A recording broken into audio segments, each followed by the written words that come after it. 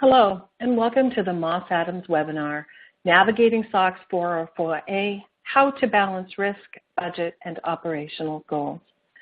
Before we get started, we have a brief housekeeping video that will improve your participation in today's broadcast.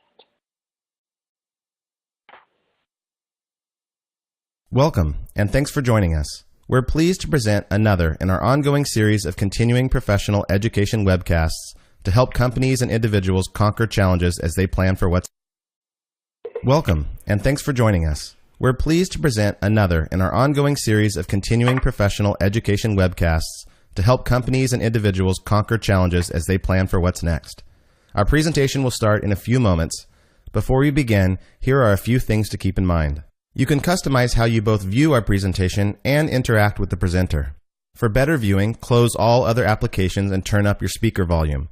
You can also adjust window size and placement or enter full screen mode using the controls at the top of the window or dragging the bottom right-hand corner to resize. At the bottom of your screen, you'll see a series of icons, each relating to a different aspect of our session. You can download the group attendance sheet and a PDF copy of today's slides from the slide deck and handouts widget to the right of the slide view. You can ask our presenter questions during the webcast by typing a question in the Q&A window below the slide view and clicking Submit.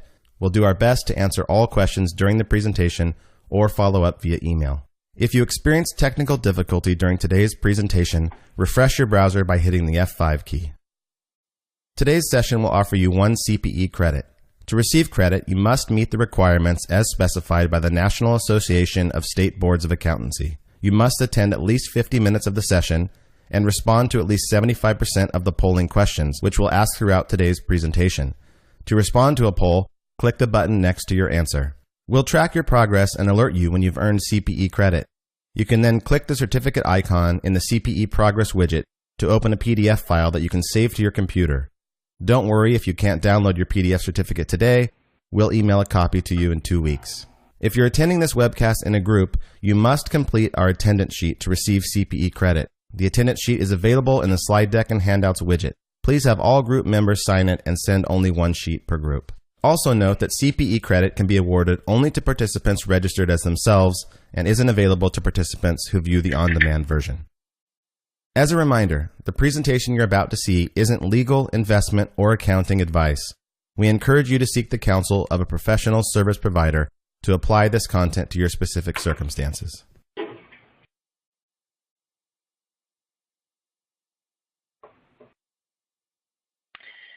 It's my pleasure to introduce to you our presenters. Presenting today is Joan Taylor. Joan is a senior manager with Moss Adams Internal Audit Services Group. She spent the past 15 years specializing in internal controls and Sarbanes-Oxley 404A compliance. She confesses that her bio relates that process improvement and SOX implementation are her key focus areas, but she says it's really about the people and the challenges they face. Working with the different teams, management, and everyone involved in the controls and compliance process, that's the fun part. It's challenging because every company is different and they often have competing interests internally. It's finding the solutions that work for the people and the organization that helps make what I do rewarding. Joining Joan is Brendan Ross. Brendan is a manager also with Moss Adams Internal Audit Services Group. In over 8 years of accounting and consulting, his focus is on helping organizations make improvements to their accounting controls, their financial reporting practices, operating effectiveness, and overall efficiency. And much like Joan, Brendan loves what he does because of his role in working with so many diverse groups. It's a tapestry of getting to know the organization, the stakeholders and process holders, and moving through the explanations of the what and the why to get to the how, and then achieving compliance. With that, we'll move on to the what and the why of SOX 404A compliance. Joan, I'll turn it over to you and Brendan. Wonderful. Thank you so much, Tanya. So welcome, everybody. Let's get into it. So as companies move towards going public or have recently filed, one of the requirements they face is being compliant with Sarbanes-Oxley or SOX. In a lot of cases, the idea of becoming compliant feels like a daunting task, but it doesn't have to be. By understanding the requirements of SOX and all the mechanics behind it, you can better plan and navigate through your compliance efforts.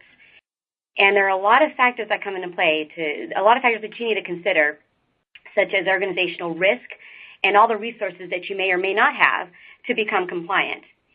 So our objective today is to provide to you an approach or a plan of attack, if you will, for complying with 404A. We want to help you differentiate between the SOX 404A and 404B requirements, as well as provide considerations when you're transitioning from that A to B environment.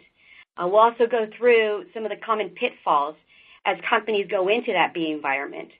And then we'll talk a little bit about the recent emerging changes that can impact your SOX compliance. So in terms of an agenda, we'll start with the SOX background and the key requirements that you should be aware of. And then we'll guide you through that approach for compliance for 404A and talk through some of those different strategies that will help balance your risk tolerance, your compliance objectives, and costs. Then we'll discuss that transition between A and B, and finally we'll get into the events and trends and how that impacts your organization and your SOX compliance.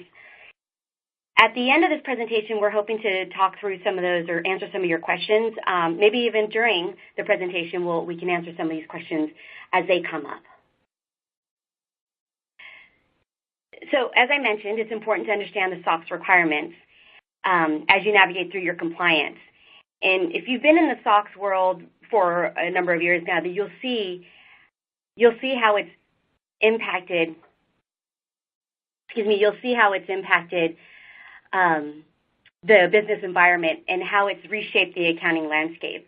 And this was actually predicted by George W. Bush when he had said that this was going to be one of the most far-reaching business practices.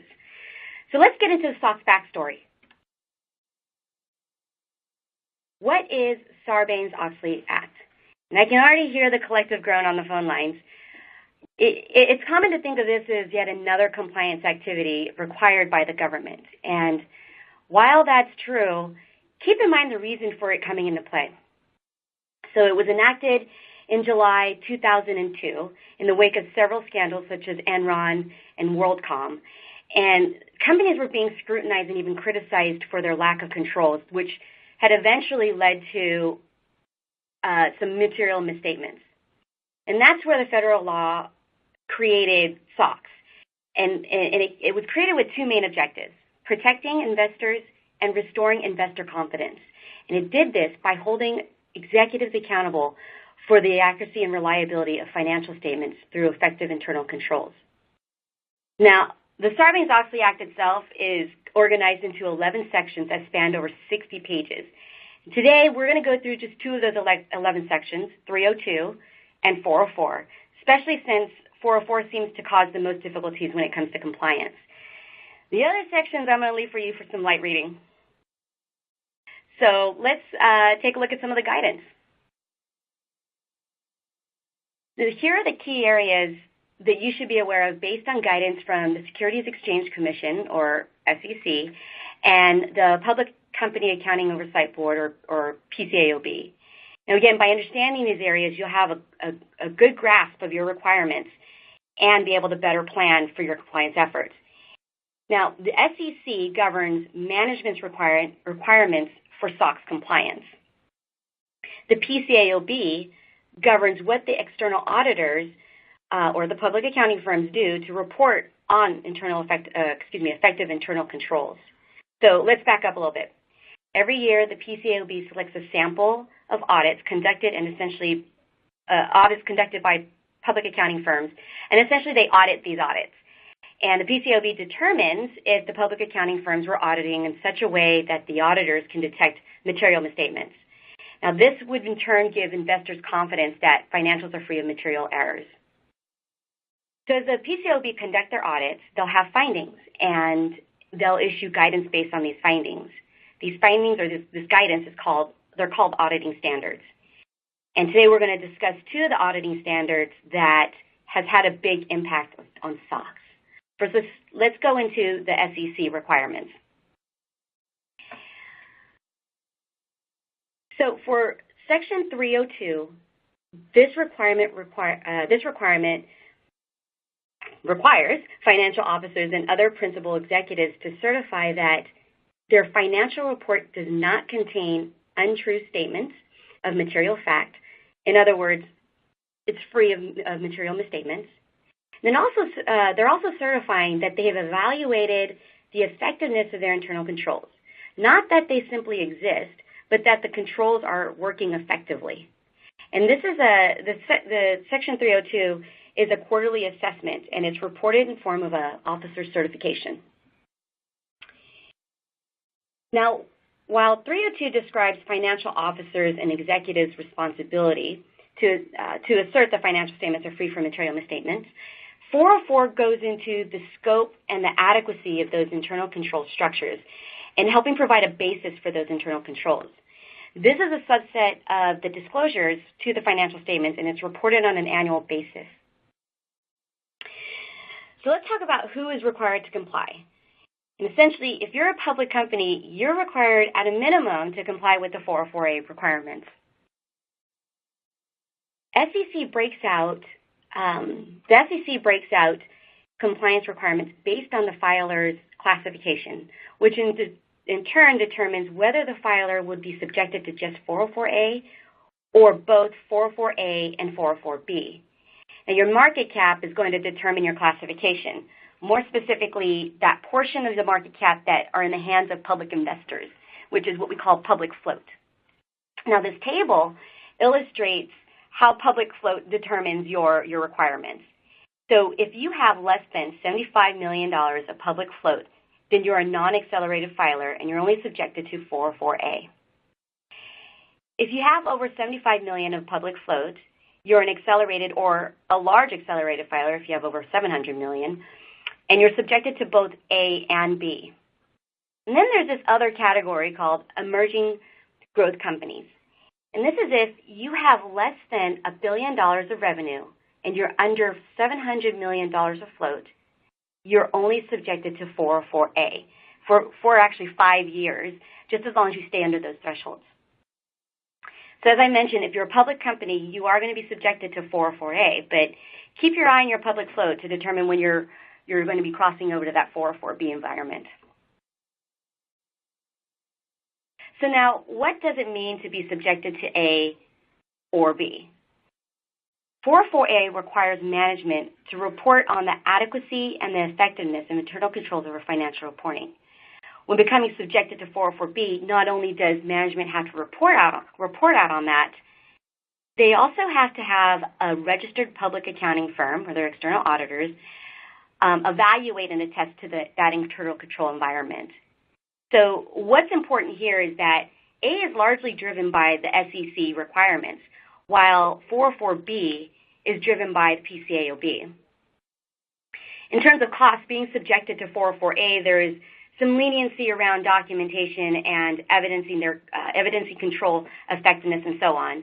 Whereas in the 404B environment, compliance costs increase because there would be more scrutiny around the level of detail that's required by the external auditors. And so let's expand further on 404A and the specific requirements, for management. In order to be compliant, an annual assessment must be performed by both a competent and objective party per SEC guidelines. Now, by objective, they mean finding someone that understands and can be independent of the internal controls that are in place. This does not mean your external auditors. Your external auditors must maintain their independence, and therefore they can't be the individuals that are assessing your internal controls from a management's perspective. The next requirement is establishing and documenting internal controls around financial reporting and the system used to produce those financial reports. So this would include your IT-related controls as well as your business process controls. Next, management needs to test those internal controls to prove that they're in place and they're functioning as intended and that they are mitigating the risks that have been identified. And then finally, we have that Section 302 requirement. Management needs to attest that executive management has those controls in place and that they've been evaluated. So I know I went through that fairly quickly. Don't worry if you didn't get it all the first time. Brendan is actually going to take these requirements and walk through the different strategies and your approach to complying with these.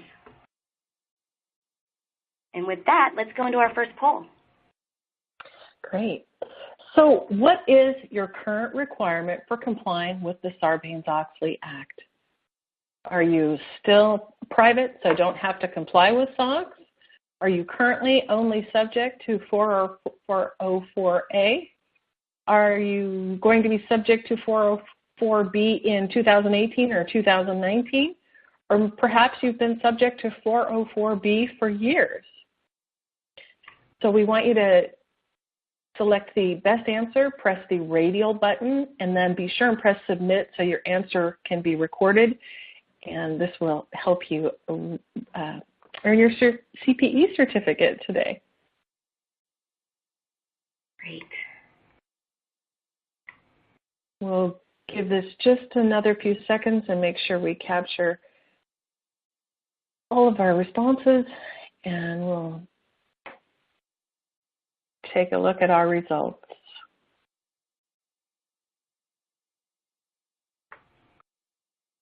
Wonderful.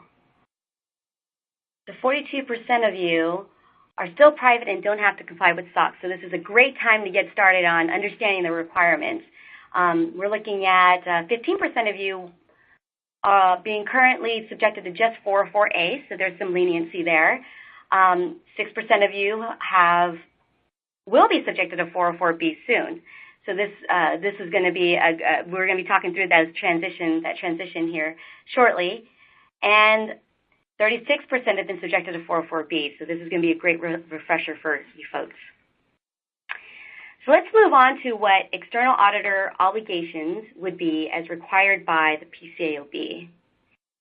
Now, you might be wondering, why do I care about the external auditor requirements if I'm only subjected to 404A and not required to have your external auditor report on those internal controls, which is a long but great question. If you're looking to grow and expand your business, your organization, you're eventually going to fall into that 404B environment. And you should be aware of what your external auditor's methodology and the requirements that they need to comply with. So the sooner you apply these concepts, the more streamlined the transition would be for you. And again, something you should be aware of so you can better align your compliance efforts. So as I mentioned earlier, there are two auditing standards that has had a big impact on SOX.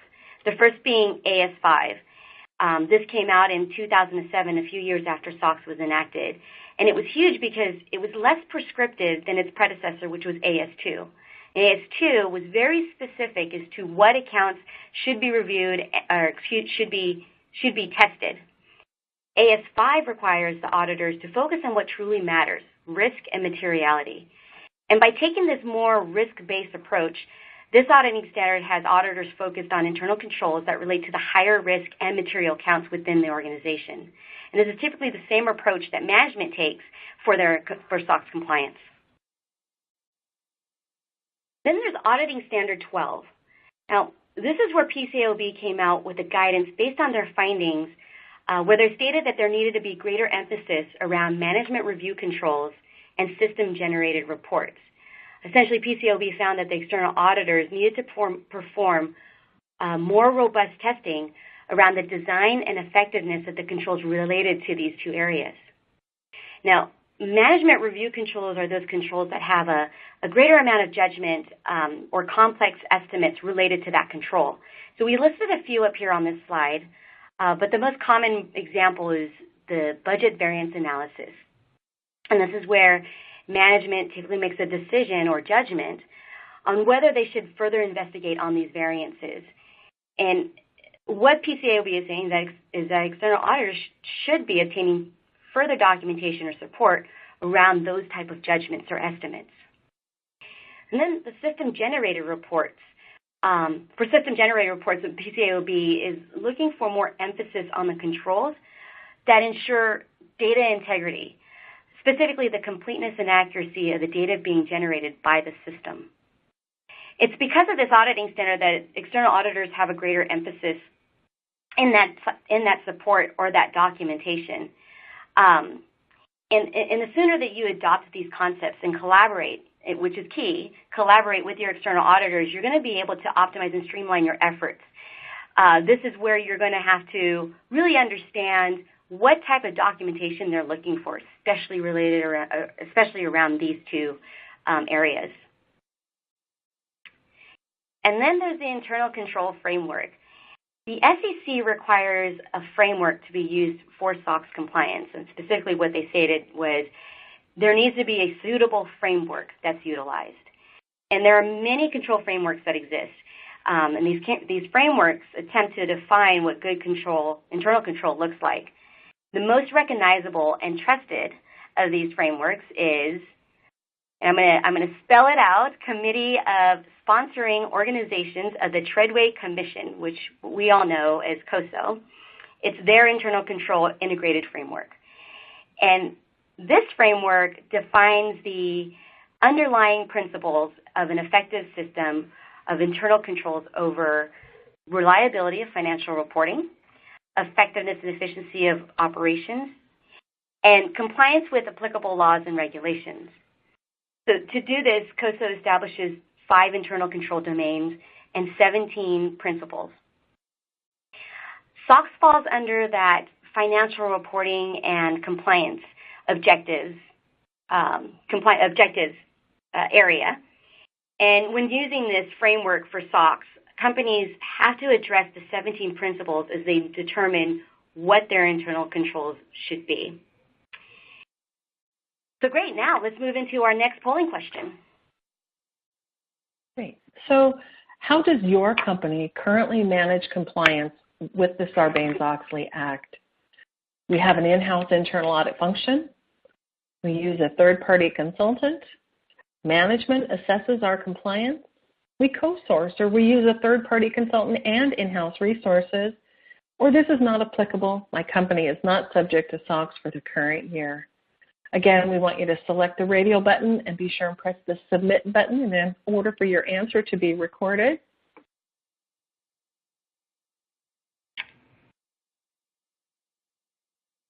We want to be sure and give our audience enough time to respond.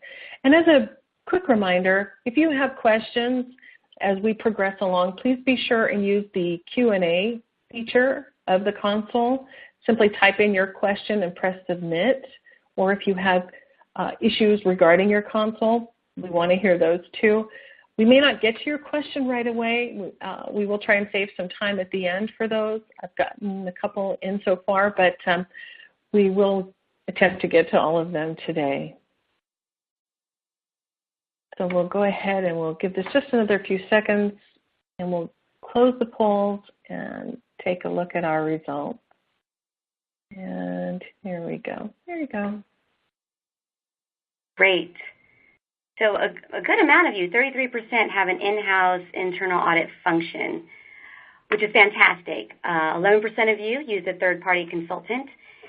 7% of you put good use to your internal resources by having various individuals in management assess your compliance, which is wonderful. And it looks like 16% of you have co-source. You have a little bit of a mix there with co-sourcing third-party consultants and using in-house resources. And again, 31% of you have that SOX, aren't subjected to SOX just yet. So it's great. None of you use external auditors, right? So that's a great thing. So now we've gone through all of the requirements. Let's go through some of the different strategies to approaching your compliance. Brendan? Thanks, Joan. So as Joan gave us background, the next portion of our webcast here is to really talk about the approach, right? The approach to achieving SOX 404A compliance. We're really going to talk through the guidelines, requirements from the SEC and the PCAOB that Joan had discussed, and tying those into your approach in achieving 404A compliance. So let's first talk about the framework.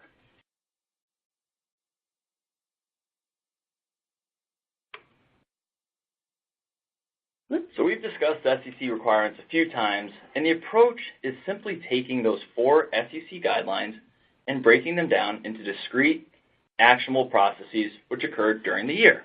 And yes, as we will go through in more detail on subsequent slides, the manner in which you perform and document these actions will be highly dependent on your organization's specific considerations. As you can see on this slide, the requirements translate into assessing risk, designing and establishing controls. This is really your control structure, and then evaluating your controls. Does your structure perform as intended? And included in this is to consider how do you perform in your most recent SOX readiness assessment. Then the last piece is attestation, which is really those quarterly 302 certifications. So let's talk through some considerations to think through in balancing compliance requirements with the cost and level of effort, and then we'll get into the details of the approach.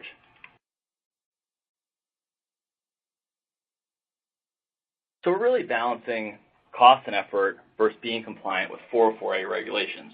And while there is no one-size-fits-all detailed 404A compliance approach, factoring in these considerations for your organization will help to determine the path and approach that you take. On the next slide, we're going to show you a few different paths for being compliant, which will clearly demonstrate, no surprise here, the more the organization wants to ensure that they're compliant with 404A regulations, typically the higher cost and level of effort. So some considerations to think through, and this is critical, right? First piece is, what is the maximum risk management is willing to take to have a material misstatement in their financials? Really, what's management's risk tolerance? Thinking through this one, it's important to think about the affected parties, the board of directors, the audit committee members, right? What is their risk tolerance? And then the executives who are required to certify on the 302 certifications, right? The CEO, the CFO, or chief accounting officer in some instances. What is their risk tolerance? What do they need to have comfort over the design and operating effectiveness of the internal control structure to certify?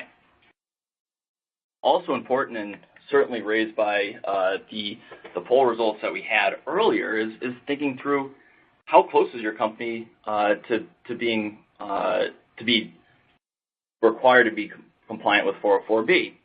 Example here is a private organization growing rapidly, and I think it was about a third of the organizations here are private, right? And could be a private organization growing rapidly, knowing that they'll be purchased and really structuring accordingly to be 404B compliant from the beginning.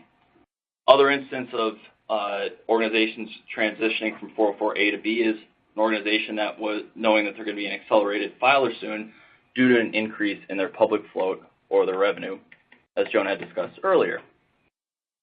I can certainly think of organizations that began this journey years before IPO and how much smoother it was than organizations that kind of waited to the last minute. But we'll talk about the common pitfalls at a later time. Other considerations to think through really are your industry-specific risks and other regulatory compliance issues that your organization faces. Right? And looking at the audience today and the folks that are joining us, organizations from gaming, banking, healthcare, manufacturing, food and beverage, service industry, healthcare, your organization's risks are going to be highly dependent in the environment that you operate. That also includes the geographic locations of your business as well. Also important to think through your existing control environment. Are there existing controls in place, or you need to implement new controls to really get to that acceptable risk level? And so really, now that we understand kind of the considerations, right, in determining the risk tolerance, let's take a look at what it looks like. All right, so at this point, we understand organization's risk tolerance. We understand that will help you drive types of risks and processes to scrutinize. And costs will be based on the level of compliance commensurate with the company's risk tolerance. So right on the far left here, we've got that low, bare minimum SOX compliance approach, right? If you follow this type of approach, don't expect to be compliant with 404B. Typically for organizations that are either very confident in their internal control structure or have no expectation of revenue or public float triggering that 404B requirement. On the upper right-hand corner, we've got that high, full scope compliance, right? And this really happens, this really looks like a 404B organization, and typically happens when companies are looking to be compliant with 404B. And it's critical here, and we'll talk about this a little bit more later, that at that point you understand exactly what the external auditors are looking for when you perform your testing. The more common 404A approach is the hybrid approach sitting right there in the middle. Really, companies documenting controls in a detailed level and performing limited testing, focusing on high-risk processes. Example here would be manufacturing companies focusing on inventory and cost accounting, or biotechs that are going to focus perhaps more on their clinical and research and development accrual processes, right? Those specific targeted areas. Let's get into now the approach. All right, so we start with the assessment of the control environment and the key controls in place.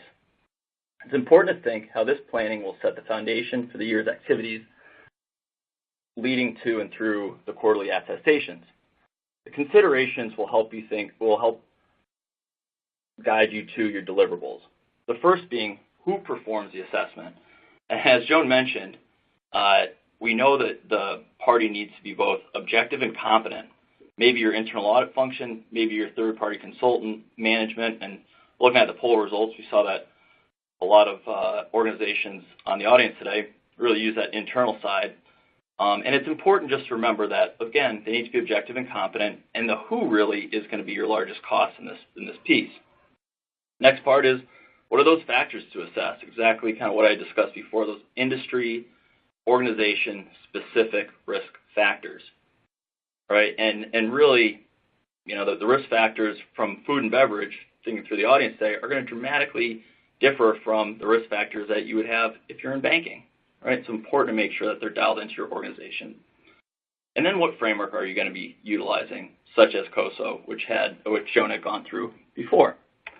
So that we've factored in the risk, the approach is really the method of documenting, either utilizing a detailed risk-based approach using prior period financials, which really is the 2013 COSO framework, really leveling into GL accounts with significant balances, areas of high risk, or performing a simple assessment memo, kind of the balance between a full-blown approach and a more basic approach to the upfront assessment.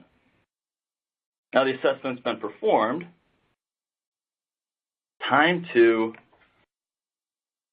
it's time to implement the controls, right? And the considerations here help to drive the appropriate deliverable and approach, right? First part is in documenting and in implementing controls, who owns each process? Now the key to making SOX compliance land, and where we often find difficulties, is really on the ownership of processes, right? And it's making sure the person who oversees that process not only understands the actual process itself, but understands how it relates to SOX compliance. A good example of how this can be sometimes, an issue is, say, the lead investigator or scientist on a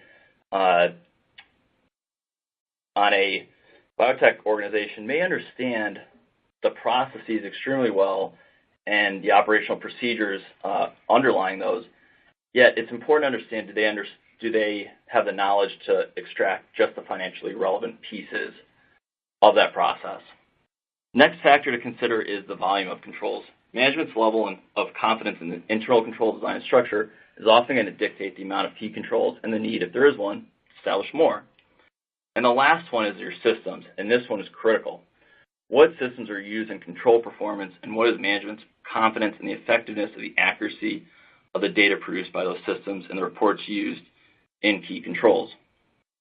Right? There are several different ways internal controls can be documented. Let's talk through some of these that we found in a 404A environment, especially for those as a first-year recipient. Process narratives, right? They give you everything. They give you everything from operational details through financial reporting processes, related controls, and risks. Really the soup to nuts approach. Organizations will often take their process narratives, use them as desktop procedures, and really they're great because they provide that full level of detail. Often, though, the setbacks with narratives can be really keeping track to make sure that they're up to date and the version's appropriate. And they often, or not oftentimes, but sometimes will not fulfill the requirements of your external auditor. Important to think through, especially going 404B. And then thinking to a mid-level of detail, we've got flowcharts. And this really is, a visual depiction of key control points in each process. Say it's at that mid-level of detail point, right? It may not provide enough detail to stand on its own and may need to be accompanied with other documents, but it does still have the process detail mixed in with the key controls that are relevant for SOX. And then we've got the risk and control matrix, which is really your foundation and the bare minimum, I would say, from a documentation perspective. This outlines the details of key controls and typically accompanies a narrative of a flowchart, so there's sufficient operational detail to understand where those controls fit within the process. And as the name states, it's really a mapping of your controls against your risks. Let's go through a quick polling question, and then we'll talk about assessing operating effectiveness. Tanya? Great. Thank you so much, Brendan. What documentation do you currently have in place to describe your processes and identify key controls? Do you use process narratives, flowcharts, both process narratives and flowcharts, risks and controls matrix, or none of these, or you use something else? And I thought maybe with this question, as we're waiting for our audience to respond, maybe we'd cover, we've had a couple of questions come in right on this topic around software. So we had one question that says, maybe Joan, maybe you can answer this one. In your experience, how important is the use of automated software applications to manage controls and controls testing? My current executives do not supply this resource, and I find the use of spreadsheets to be inefficient. But do you see a relationship to quality also? It's actually a really great question, and it's one of the questions that it's popped up quite a bit when we have our clients implement SOX. So there are quite a few questions, there are quite a few softwares out there that are used by clients. And they help streamline the process more. So what we found is that without the software, a lot of times you have version control issues. Any software that's being used helps with that version control. It also helps with workflows and understanding, who is responsible, or it actually gives responsibility to different process owners and hold them accountable to ensuring that they have the right processes, the right controls in place. So software is there are some software out there that is really good with maintaining your SOX documentation. It's just a matter of looking for that software that's right-sized for your organization. Oh, great. Thank you so much. Appreciate that. And let's take a look at our responses.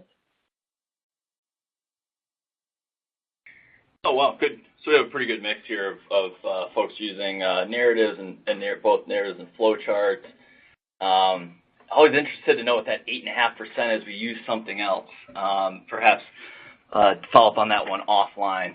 Important, though, of course, to make sure you've got the risk and control matrix, I think, as that underlying key piece of documentation. All right, so let's talk. Now we've established our internal control structure, let's talk about the assessment, right? Notice here the considerations are more the items to think through when determining the approach to take and method of documenting your assessment. And there's no surprise here. The assessment needs to be done by an objective and competent party. This is key, and we'll keep saying that because it's a critical piece. So on the low level of effort side, we've got the control questionnaire, really just asking in a yes or no format often, is the control in place and functioning as intended? Has it changed? Has the control owner changed? And there's really no underlying detailed testing with that. And then on the other end of the spectrum, we've got the high-level effort, which is detailed testing across all processes, right? And, of course, management's going to gain more confidence that a control is designed and operating effectively when there's actually testing done on the control's underlying documentation. The more common approach for 404A is the hybrid, right? And it's really doing a combination of these, of the control questionnaires and the testing to assess your control environment. And really it would be using the testing in those key risk areas identified in the annual assessment, and perhaps using the questionnaires and the lower risk areas, or the areas of lower balance and materiality. And now it's time to talk about the attestation, right? Considerations for attestation really ties back to what does the CEO and CFO need to be comfortable to sign on the dotted line. Remember, management is accountable for investor confidence. While there isn't much flexibility on the 302 certification itself, sub-certifications from another layer of management, perhaps process owners or a level above, that are closer to the controls, can be used as another method of documenting the current state of the internal control environment to roll up into the required 302 certification. The next portion of our presentation, we're going to go through really transitioning from 404A to 404B, which, based on our poll results, there's some folks in the audience say they're going through, or maybe going through this transition. So what changes under 404B? And the 30-ish% of respondents on the phone that are under 404B right now will tell you that the biggest change is you're under a lot more scrutiny, right? External auditors need to attest the effectiveness of internal controls. There's going to be the need for documentation to support it. This is key. It's critical to remember that PCAOB, as Joan had referenced, places scrutiny on key reports and spreadsheets that management uses in their review controls per ASC 12. We've got those management review controls, right, that have a high level of subjectivity, setting thresholds, right? It's really important that there is significant documentation to support what was performed by management. And then we've got the increased focus also on key reports and spreadsheets, making sure that external auditors are able to evidence how management was able to gain comfort over the completeness and accuracy of the reports used in their control performance. And the other piece that changes is that PCAOB requires a risk-based approach and an assessment that's based also on materiality, right? So that assessment goes from kind of having some flexibility to the need that must be a risk-based approach and using materiality. Lastly, you're going to have increased cost internally, really to evidence and document the performance of controls to really allow for externals to perform their audit of your control testing, and of course, external costs related to external audit resources.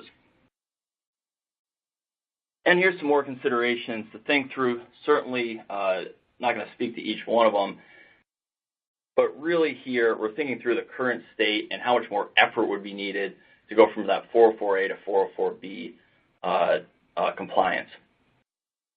And as you read this through, as we said before, the coordination with external auditors is critical.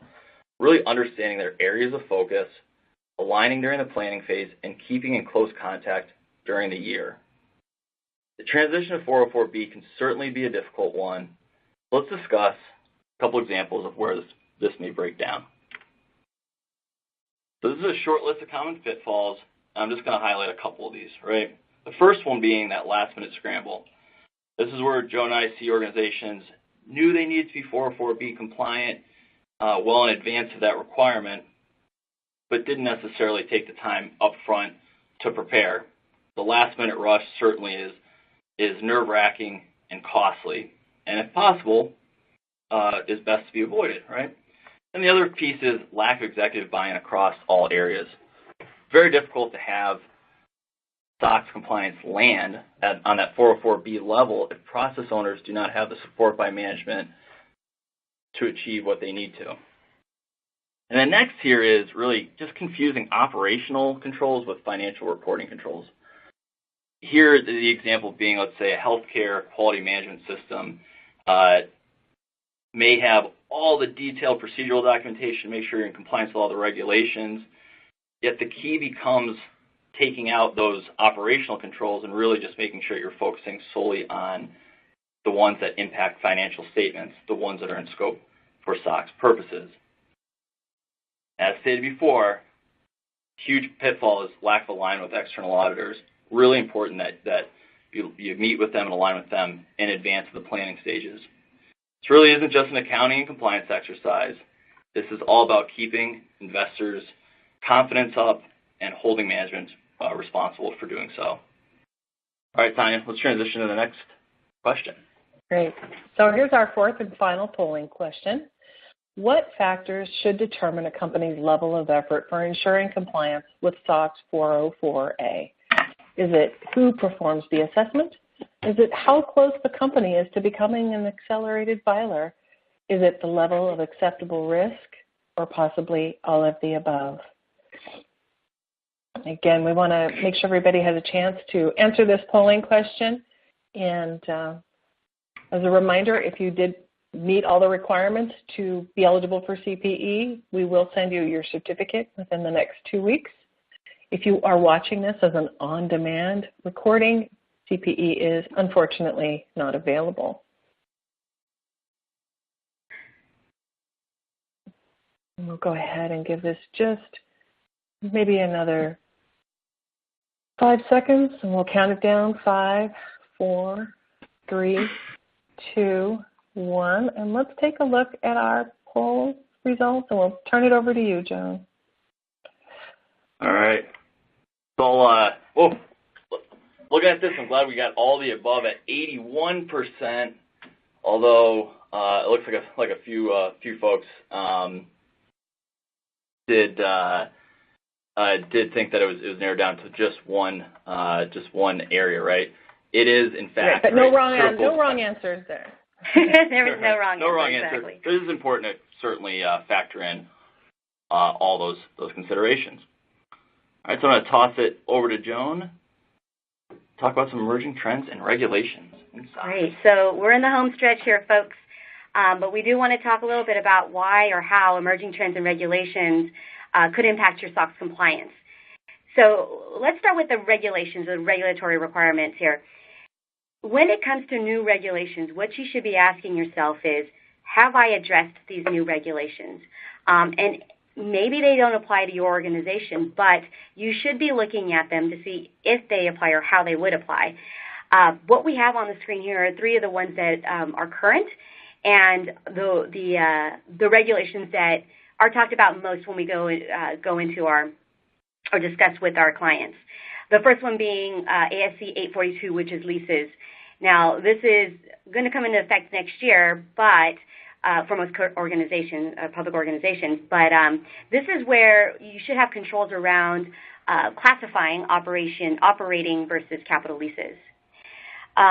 This next regulation or regulatory requirement is 606, and this has been a really big hot topic in the accounting world. It's revenue recognition, and what we discuss with our clients is what controls do we have in place to ensure that you are recognizing revenue accurately and in accordance with this regulation. Now, this regulation is in effect today, so it is very, very current, very applicable to the SOX world. We know that, or for the most part, revenue is a big part of your financial statements, or we're hoping it's a big part of your financial statements. So it is something that we want to take a look at. And then there's tax reform and those different regulations that's come out with the new tax reform, And what we've seen, what Brenda and I have seen, is that income tax seems to be a big part of SOX, being scope for SOX. And so you want to take a look at these new tax reforms and make sure that you understand how they impact your tax provision and what controls you have in place to mitigate any risks that come out of these new tax reforms. And then there's the emerging trends, right? This is what I call the soup du jour of the week or month, basically those issues that pop up that we see in the news. Cybersecurity seems to be one of the bigger ones, right? Experian, Facebook, even Under Armour has come into major scrutiny. A lot of things have happened in that cybersecurity space, and so what we've seen with our clients is that external auditors are really looking into the IT environment and trying to understand how are companies addressing cybersecurity? How are they addressing the security of their IT systems and, in turn, the data integrity or the data that's coming out of the financial systems? Now, this other area that I have up here is the SOC 1 reports, and essentially the deficiencies that are related to the SOC 1s. And what these reports are, the Service Organization Controls Report. And it's essentially a report that's used or given out by your third-party vendor, where they state that these are the controls that we have in place over our financial reporting. Now, what we have found is that external auditors are looking at these reports and saying, hey, if there are any deficiencies that are related to these SOC 1 reports, you, management, should be taking a look at these deficiencies and addressing them. What controls do you have in place to compensate for these deficiencies? So something to take a look at when you are going through the SOC reports as it relates to your SOX controls. The other perspective that you should be thinking about is from an organization standpoint. What changes are you going through, and how is that going to impact your financial statements? Are you going international? Have you considered some acquisitions that could be a material part of your financial statements? Has there been a huge headcount change in your accounting organization that's going to impact the process owners or those who are supposed to assess your internal controls? So those are some areas to think about every year as you're assessing SOX. And with that, moving into just the practical application of compliance. I know that Brendan and I had presented a lot of information to you with regards to requirements and the approach. And so what we wanted to hear is just kind of tie it all together for you. When you're approaching your SOX compliance, you should, as we've mentioned many, many times over, understand the requirements from the SEC and the PCAOB. But we also want to stress the objective of this is to give your investors confidence. And so by understanding that objective and understanding the requirements, you're going to be able to apply your efforts in a more streamlined and effective way. Again, we talked about what external auditors are looking for, or what external auditors are looking for from a PCAOB standpoint. And being proactive and addressing their concerns is going to go a long way with your SOX compliance.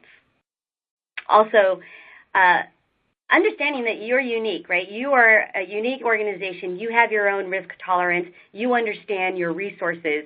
And so understanding what your industry demands are, what your organizational demands are, and what your risk tolerance is going to go a long way with understanding exactly how you should be approaching your SOX compliance. And then, this last bullet point where we say be aware of key why am I trying to say that word? Key differences between SOX 404A and 404B. Eventually, you're going to fall into that 404B environment if you not already are. So understanding the key differences, really looking at your transition, starting early is key, and understanding how you're going to transition from the A to B environment is going to be really important. So with that, we thank you for your time, and hopefully this sheds some light on how you should approach your client's efforts. Great. Thank you so much, Brendan. Thank you, Joan. Before we wrap up, just a few quick things. We do have a question in our Q&A that I'd like to get to today. Joan, it kind of touches on the emerging trends that you were referring to. So what do you think about the talk about repealing SOX? So, yeah, great question, actually. There's been a lot of chatter about SOX being repealed, and there are arguments for both sides of the coin here. I know that SOX, a lot of the complaints come in when they say SOX is burdensome in terms of costs and effort. And so, I don't know if that's the reason why there's a lot of talk around this, the repeal. But I do know that if this is going to be repealed, it could essentially undermine the objective here, which is corporate responsibility. And a lot of the principles around corporate responsibility is rooted in SOX. And so by repealing it, it could essentially, like I said, undermine that corporate responsibility piece that that SOX is trying to trying to address. What are your thoughts, Brendan? Well, I think, for now, it seems that it is really, kind of just chatter on, part of some of the regulatory rollbacks or proposed rollbacks that this could be, that SOX could be impacted along with Dodd-Frank. SOX is still law. It still requires a significant amount of effort to comply with. And so while there is talk and chatter on potentially, changing the regulation, for now, it is the requirement, and I think that it's important to make sure that it's treated as such. Exactly. Great. Thank you. Yeah. Thank you both so much. There is a lot of information to know about that. If you find you have questions, please don't hesitate to reach out by email, pick up the phone, reach out to our presenters and ask them. And thank you, Joan. Thank you, Brendan, for joining us today. And finally,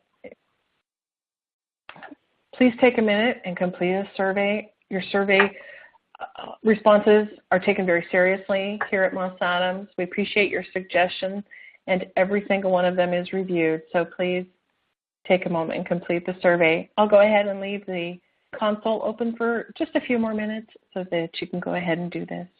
And thank you again for joining us.